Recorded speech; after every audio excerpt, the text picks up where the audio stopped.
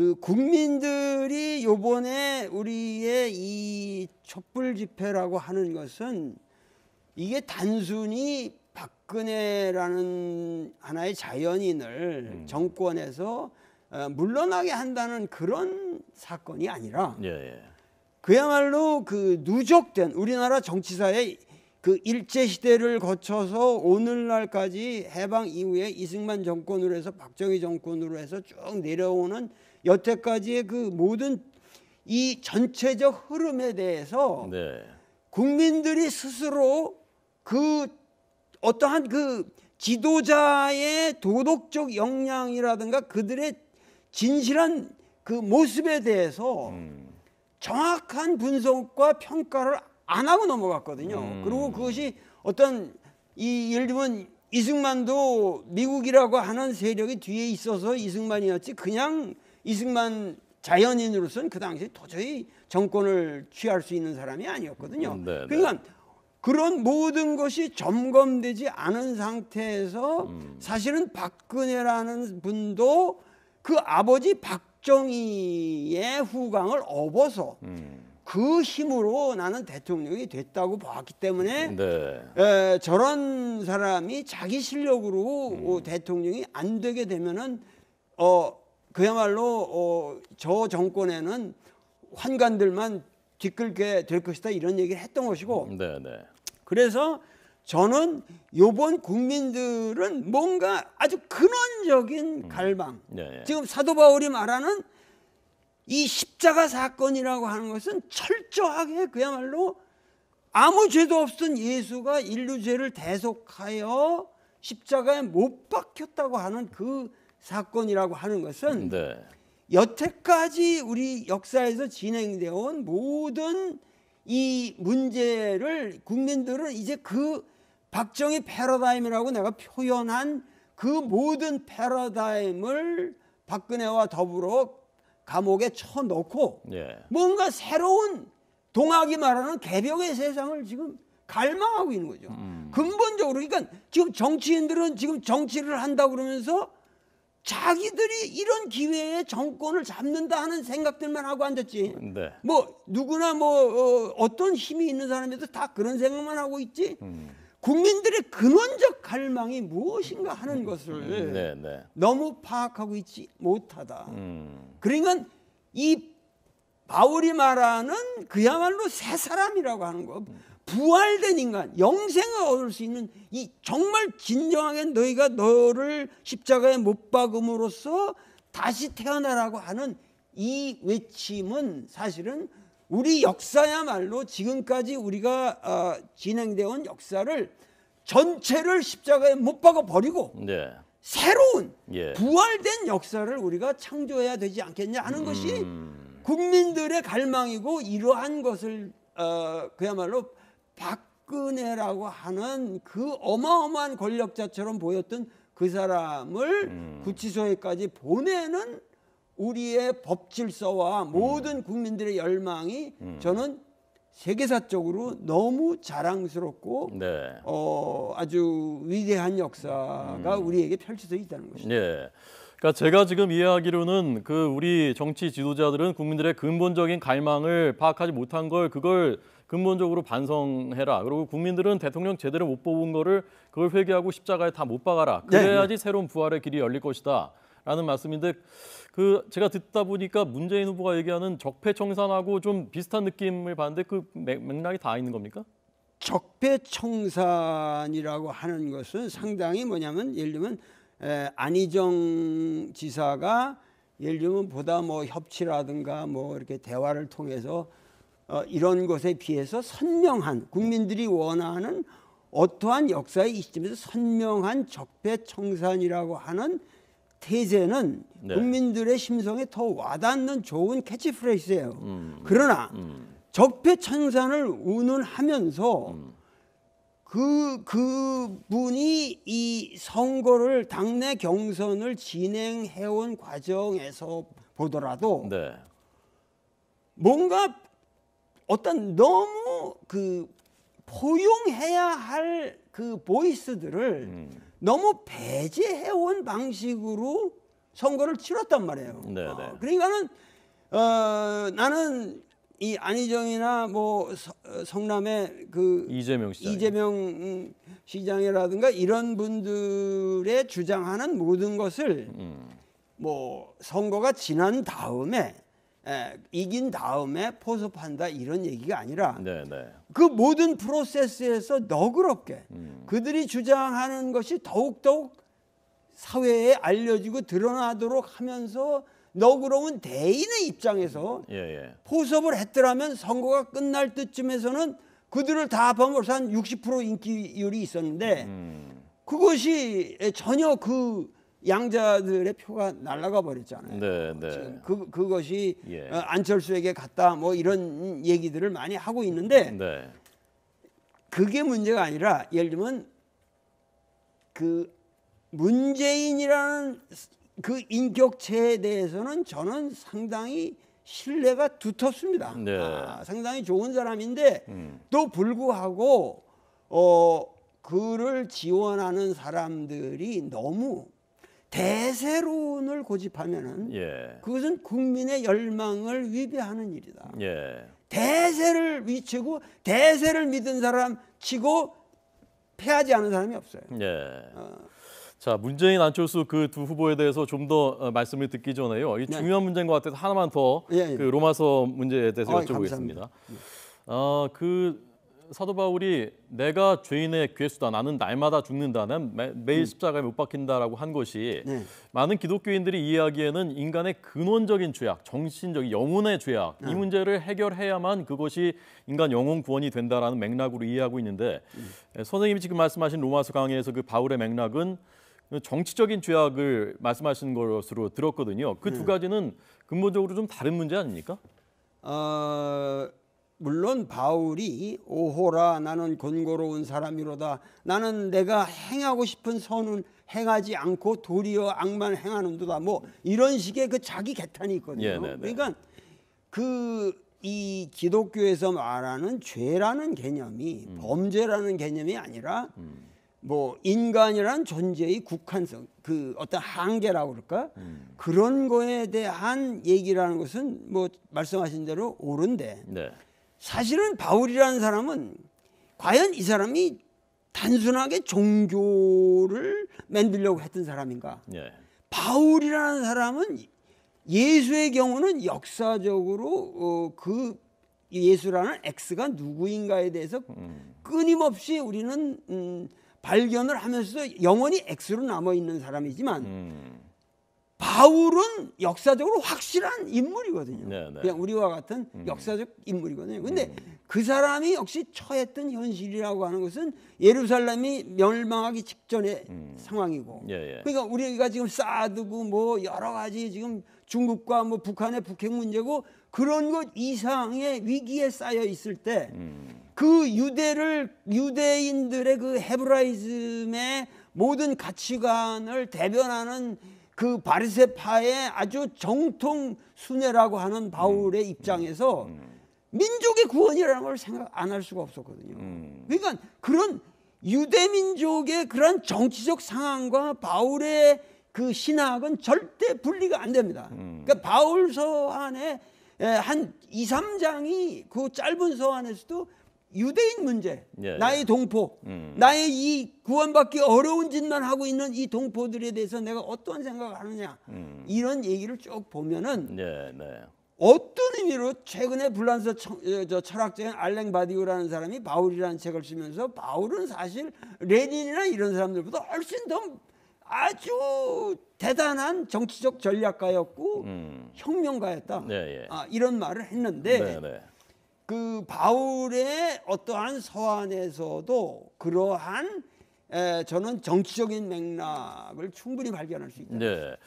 도올 김용옥은 유신론자입니까 아니면 유물론자입니까? 저는 그 종교를 초월해서 종교를 보려고 하고 네. 그 유심 유무를 초월해서 인간을 파악하려고 그러죠. 네.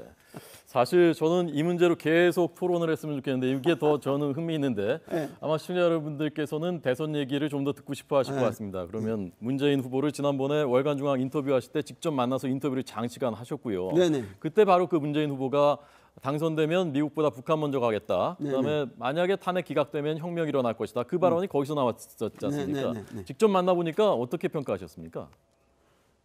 뭐 그때만 직접 만난 게 아니라 문재인 후보와는 뭐 여러 차례 개인적으로 만난 적도 있고 토론을 했고 그 나는 토론을 할 때마다 문재인 후보한테 아주 쓴소리를 많이 하죠. 예. 근본적으로 그 어떠한 그 대세론이라든가 이런 것을 믿지 말고 그리고 당신 주변에 그런 대세론을 믿고 몰려드는 사람은 오히려 당신에게 결국 마이너스가 될 뿐이지 나는 결코 궁극적으로 플러스가 되지는 않는다. 그러면은 뭔가 당신이 가지고 있는 그러한 진실성을 아주 그 인품이 그 사람은 나는 여기서 얘기하지만 내가 아주 소신을 걸고 말하지만은 그 문재인이라는 사람은 대의에 헌신할 수 있는 그런 아주 인격 자세가 확실하게 돼 있는 사람이에요. 그 개인으로는 부정한다든가 앞으로 잘못될 그런 인물은 절대 아니라고 보는데 문제는 정치라고 하는 것은 자기의 그런 도덕적인 심성만 가지고 되는 것이 아니고 결국 이 소위 말해서 창업보다는 수성이 더 어렵다는 것은 우리가 누구나 말하는 것인데 결국 문재인이라는 사람은 결국 그 모든 거를 멀리 보고 안철수가 뭐 됐다고 그래도 그럴 때 이렇게 대립적인 시각에서보다 뭐 요구하는 게 있으면 뭐 토론하자면 토론하자. 그 모든 게 뭐 어렵게 가든 당선이 돼서 뭐 안풍이 불고 있다 그러면 아 그거 참 좋은 일이다. 우리 전국을 위해서 당신이 많은 역할을 해달라. 뭐 이런 식으로 그 사람의 심성 그대로 편하게 모든 것을 포섭해가면서 이 선거를 좀 여유롭게 풀어가야 되는데 너무 긴장해 있고 너무 뭔가를 내가 여기서 실수를 하면 안 되겠다고 하는 그 긴장감 속에서만 사로잡혀 있는 것 같아서 많은 사람들이 좀 불안하게 생각하고 있는 것 같아요. 그러니까 선생님이 보시기에 문재인 후보는 지금 자기 원래 가진 심성대로 선거를 이끌어갈 수 있느냐 아니면 주변에 있는 그 돕는 사람들에 의해서 끌려가느냐 그것이 아마 이번 선거의 성패를 좌우할 것이다라고 보시는 것 같은데 그러니까 항상 난 막말로 해서 나는 질 수도 있다라고 하는 생각을 가지고 분발해야 됩니다. 분발해야 돼. 끊임없이 아이디어를 개발하고 마음을 열고 내가 뭐 지식이 없고 뭐 못나면 못난 대로 국민들에게 호소하고 나는 내 아름다운 마음을 가지고 모든 최선을 다하겠다. 이렇게 뭘 탁 팡샤 이 불교에서 말하는 팡샤 방아착을 해야 된다고. 근데 뭔가 이렇게 꽉 쥐고 있는 얼굴이잖아요 요새 보면. 안철수 후보는 어떤 것 같습니까? 나는 안철수 후보는 상당히 문제가 많은 분이라고 나는 사실은 보지만 뭔가 그 학습 능력이 있어요 사람이. 지난번에 나왔을 때보다도 지금 뭐 목소리도 진화했고 논리도 진화했고 그 모든 태도의 여유라든가 모든 게 그렇게 그러니까 사실은 어떤 의미에서 이번 그 최순실 게이트라고 하는 이 사건이 궁극적으로 본다면 사실은 문재인을 도와준 거 없어요 별로. 어차피 문재인은 사실은 가장 유력한 후보였다고. 사실은 이번 이 게이트가 가장 도와준 사람은 안철수 같아요. 그 문제가 있는 것 같다고 하셨던 거에서 선생님이 생각하시는 그 안철수의 문제는 원래 있었던 문제는 어떤 걸 말씀하시는 겁니까? 원래 그 사람은 새 정치를 하겠다. 그런데 여태까지 새 정치가 무엇인가에 대한 비전을 명료하게 제시한 적이 없습니다. 예, 우리가 그냥 안철수라는 인간, 뭐 백신을 만들었고 뭐 했고 노블리스 오브레즈도 있고 뭐 하면서 교수도 했고 뭐 이러면서 여태까지 어떻게 서바이브 했다 이거지. 최근에는 조금 뭐 이렇게 아이디어를 내는 것 같지만은 새 정치가 무엇이냐? 네. 그러면 그 지금 와서도 만약에 그 박지원 같은 분이 뒤에서 전부 합종 연행만 생각하고 그렇게 하면서 적당히 이렇게 해결해 가지고 간다 그러면은 그건 아주 구정치에 머무르는 것이고 그러니까 진실로 그 새 정치가 무엇인지 자기 논리가 있으면 그 논리를 명료하게 모든 분야에 있어서 국민들에게 인식시키는 그러한 새로운 정치인다운 자세가 필요하다 이거죠. 네. 마지막으로 그럼 이번 대선에 대해서 총평 선생님이 보시는 전망하고 뭐 구도들 얘기하고 있지 않습니까? 네네. 어떤 방향으로 흘러가고 시대 정신은 어떤 쪽을 선택할 것이라고 전망하십니까? 그러니까는 이미 정권 교체는 이루어진 거나 마찬가지잖아요. 네. 이미 그 구태의연한 세력이 권력을 지금 잡을 길은 없어요. 그리고 그분들도 이제 좀 10년을 했으면은 쉴 때가 됐죠. 부패도 10년까지 해먹을 수는 없는 거예요. 그러니까 그분들은 좀 역사에서 쉬시면서 재충전을 해서 보실 거고. 그러니까 지금 어차피 이거는 가는데 결국은 안철수라는 사람도 내가 보기엔 만만치 않을 것 같아요. 만만할 것 같지 않아요. 그러면 문재인도 뭐 상당히 유력한 사람이고 두 분이 뭔가 그 국민들에게 진정하게 자기들이 그려가는 새로운 한국의 모습이 무엇인가 하는 것에 대해서 나는 이들이 아주 충분한 토론을 자유롭게 하는 모습을 국민에게 보여줌으로써 이번 선거를 통해서 국민들의 촛불 민심이 보다 한 급 위의 정치적인 어떤 비전을 갖는 우리 국민들로 성숙할 수 있도록 이 선거 자체가 그런 국민의 교육의 장이 되고 새로운 정치의 장이 되어야 되는데 이 두 사람이 보다 나는 적극적으로 대화를 나는 해야 된다고 봅니다. 네. 에서 보더라도 네. 뭔가 어떤 너무 그 포용해야 할 그 보이스들을 너무 배제해온 방식으로 선거를 치렀단 말이에요. 그러니까는 나는 이 안희정이나 뭐 성남의 그 이재명 시장이라든가 이런 분들의 주장하는 모든 것을 뭐 선거가 지난 다음에 이긴 다음에 포섭한다 이런 얘기가 아니라 그 모든 프로세스에서 너그럽게 그들이 주장하는 것이 더욱더욱 사회에 알려지고 드러나도록 하면서 너그러운 대인의 입장에서 포섭을 했더라면 선거가 끝날 때쯤에서는 그들을 다 합하면 한 60% 인기율이 있었는데 그것이 전혀 그 양자들의 표가 날아가 버렸잖아요. 지금 그것이 안철수에게 갔다 뭐 이런 얘기들을 많이 하고 있는데 그게 문제가 아니라 예를 들면 망하고 있는 거죠. 근본적으로 그러니까 지금 정치인들은 지금 정치를 한다 그러면서 자기들이 이런 기회에 정권을 잡는다 하는 생각들만 하고 앉았지. 뭐 누구나 뭐 어떤 힘이 있는 사람에도 다 그런 생각만 하고 있지. 국민들의 근원적 갈망이 무엇인가 하는 것을 너무 파악하고 있지 못하다. 그러니까 이 바울이 말하는 그야말로 새 사람이라고 하는 거, 부활된 인간, 영생을 얻을 수 있는 이 정말 진정하게 너희가 너를 십자가에 못 박음으로써 다시 태어나라고 하는 이 외침은 사실은 우리 역사야말로 지금까지 우리가 진행되어 온 역사를 전체를 십자가에 못 박아 버리고 새로운 부활된 역사를 우리가 창조해야 되지 않겠냐 하는 것이 국민들의 갈망이고 이러한 것을 그야말로 박근혜라고 하는 그 어마어마한 권력자처럼 보였던 그 사람을 구치소에까지 보내는 우리의 법 질서와 모든 국민들의 열망이 저는 세계사적으로 너무 자랑스럽고 네.